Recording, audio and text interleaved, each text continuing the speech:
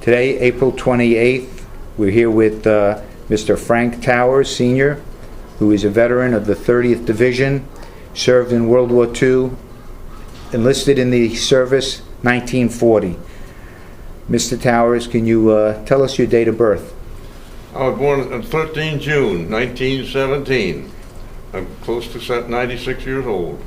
Mr. Towers, what city and town did you come from? Well, I was born in Boston, but raised in Vermont, went to St. Johnsbury Academy, University of Vermont, and then got into service in 1940.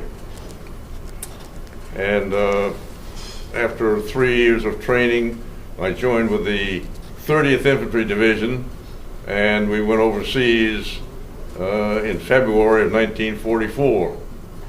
Training in England for about 5 months, and were involved in the D-Day landing in Normandy on Omaha Beach. And I can remember that very well because that was my 26th birthday, 13th of June, the day that I landed. Now, we had been subjected to a certain amount of propaganda about a certain number of Jewish concentration camps, and reading about the torture and slave labor that these Jews were subjected to during the Nazi regime.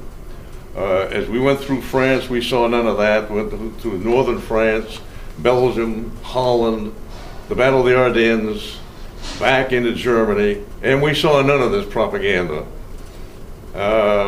We continued on through into Germany, fighting around the northern flank of the Ruhr industrial area.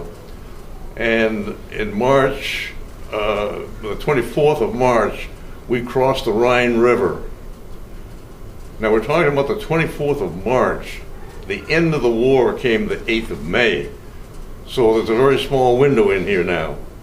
And we have seen none of this propaganda that they've been feeding to us.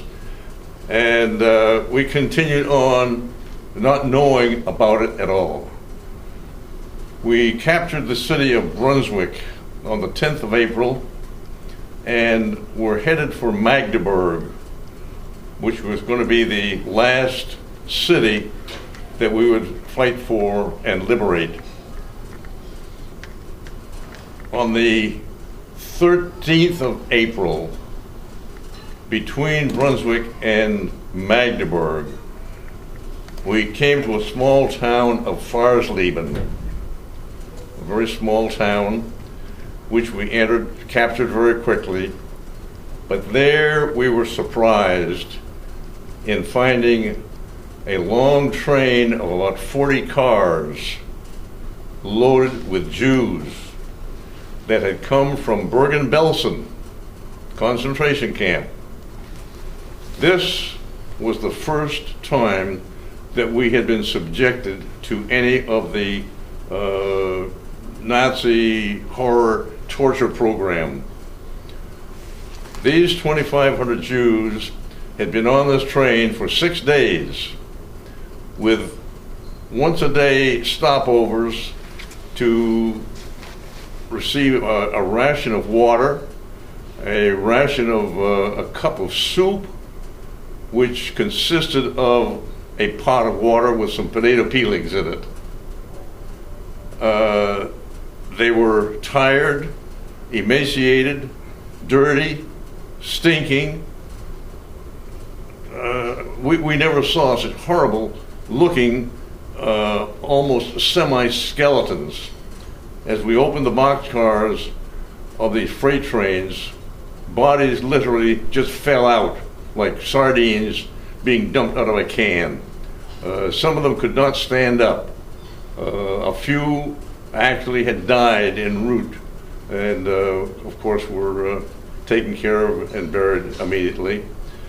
But we had to get our medical battalion in to help medicate these people. We being American, good-hearted and loaded down with food as well as our own ammunition and necessities, we gave them everything that we had. Cigarettes, apples, candy, chewing gum, you name it, we had it. And we gave it to them. And they gobbled it down as fast as they could. It was the first time that they had seen gum, chocolate bars, such things like that. And their bodies were just not acclimated to that type of food, and they immediately threw it up. We actually made them sicker than they were before we gave them the food. So we had to stop giving them our rations, and the medics rationed the food out to them, giving them very small quantities more frequently during the day. So it became my job at that point to round up transportation and get those people out of there, because Farsleben at that time was in between the Germans and the Americans. It was a battle zone, and artillery was falling around us from both sides. So it was necessary to get those people out of there before there was any of them wounded from the war activities. So I moved them back to the town of Hillersleben, which had been liberated the day before. Now, Hillersleben had been a German research center and air base where there was a lot of concrete block buildings, nice homes where the officers had lived, and most of all, a hospital. So this was an ideal place to bring these people and get them situated. They were stripped of their clothing, which were lice infected, and could not. They were so dirty and nasty that we felt that the clothing could not be laundered readily. So it was just piled up and put into a bonfire. The victims then were run through nice showers, given soap and towels, and then they were dusted with DDT. Now, of course, we know today DDT is a carcinogenous material, but at that point in time, it was the best known lice deterrent or killer, and it did the job. So as soon as the people got showered and DDT'd, they were given new clothing, which had been rounded up from the German population in Hillersleben. Then they were assigned to quarters in the barracks or in the private homes, depending on what their status was, and those who were ill were assigned to the hospital. So at that point, my job was done, and I turned them over to the American military government, the American Red Cross, and left them in good hands.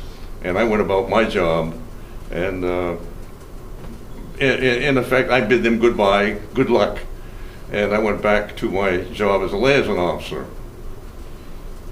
Now, fast forwarding 50, 60 years, I began to wonder whatever happened to those people. And I was able to get from Bergen-Belsen a manifest list of the names of the people who were on that train. Now, the Germans were very meticulous about keeping records, and this was one of the records that existed, and I was able to obtain. The list of people listed their name, their birth date, and their birthplace.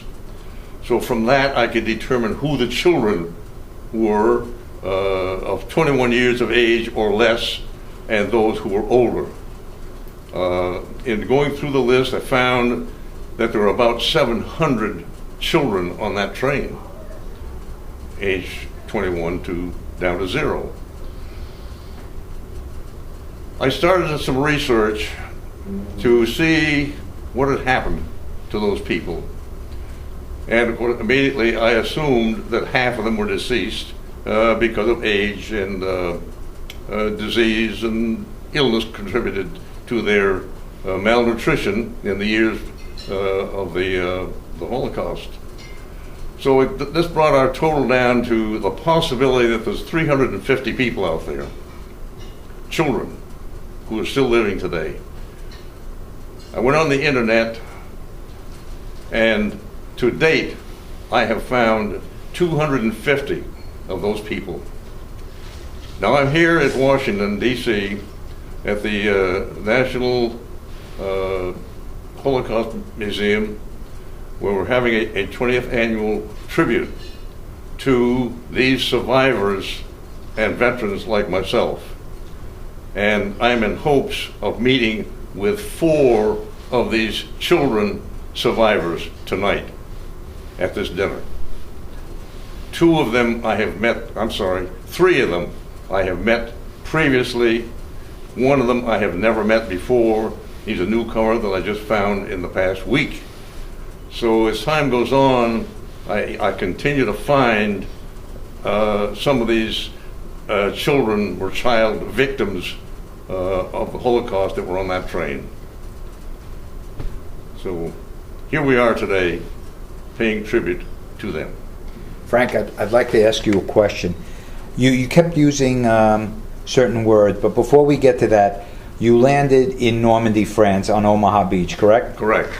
Was that on D-Day, actually? No, I landed on my birthday, the 13th of June, which was 7 days after D-Day. So that's D-Day 7. The initial invasion was done by the 1st and the 29th Infantry Divisions, and we followed directly behind the 29th Infantry Division. And you worked your way through France, and then... Northern France. Northern France. Belgium. Holland. And then into Germany. Okay. You also mentioned the word propaganda, that you were being fed, and you referred to the term as propaganda. That was propaganda by our government, the United States government? It was published generally in the newspapers in the early 40s. And then it was picked up by the Army newspaper, the Stars and Stripes.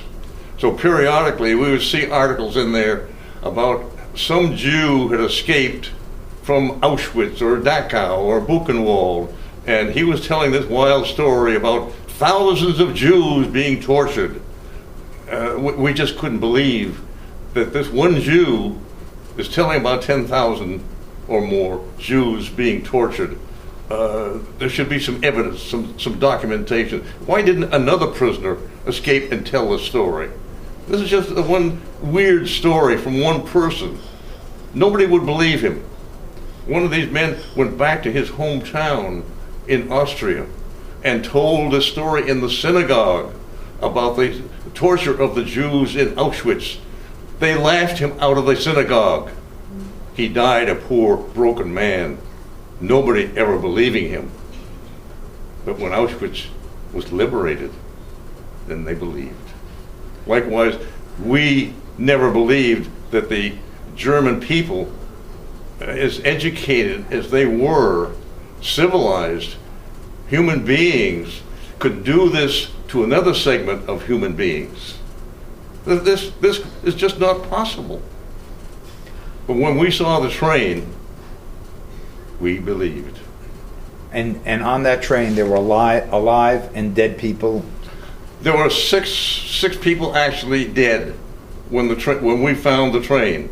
There had been others die on the train en route from Bergen-Belsen, but each night when the train would stop, they would bury the dead people by the side of the track and move on to the next stop. Did you believe that the situation with the propaganda that we soldiers were being fed at that time, when you heard the story about the Malmedy massacre? Yes, I was there. Okay, and you yourself were there at the time. Yes. And did you actually see them bringing the boys out of the frozen ground? Oh, yes. Okay. I have photographs of the bodies covered with snow. You can see the humps in the snow where the bodies are lying. The photographs that I have were taken before the bodies were exhumed. And you're also familiar with the Wreath 11? The what? The Wreath 11. Those were 11 black soldiers that were shot. No, I'm not familiar with that. That happened right around the same time. Yeah. I just asked that because the soldiers felt that it was all propaganda, and I can understand what you're saying. One guy comes out, says he saw all this, and until you actually saw it, smelled it, you could taste it in the air, you knew what was really happening. I think that I felt that the Stars and Stripes was putting this out as propaganda to increase our